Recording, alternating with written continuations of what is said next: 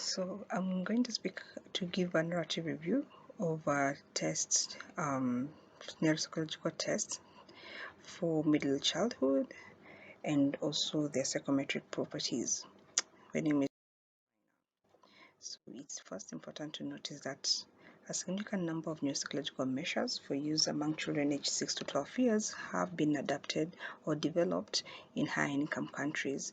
However, we really can't just pick up those tools and implement them within low and middle income countries because there's different cultural constructs that are captured within low and middle income countries compared to high income countries. So it is important to adapt them before we implement them in low and middle income countries so as to minimize bias. However, this is rarely done and we want to show the extent for this. So we carried out a narrative review to identify tools that are commonly used as well as to summarize their psychometric properties.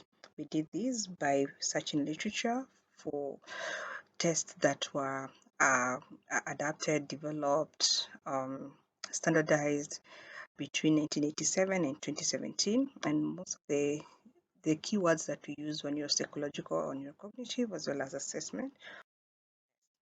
So out of 306, we had 145 papers that reported on psychometric properties of different tools. Most of the papers reported on the brief tool, which had like a count of 6 papers, the visual motor integration, test of memory malingering, MSBT, as well as continuous performance test.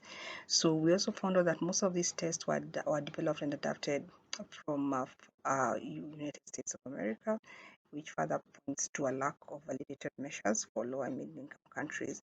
We also found out that most of the tests were either measuring executive function or complex attention, which again points to a lack of validity within other cognitive domains.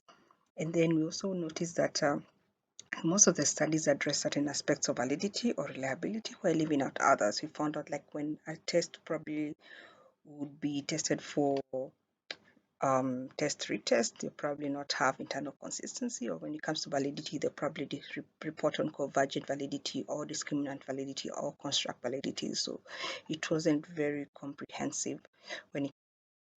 So as you can see in pictures, like most of the tools were from United States, Canada, and we found out like these other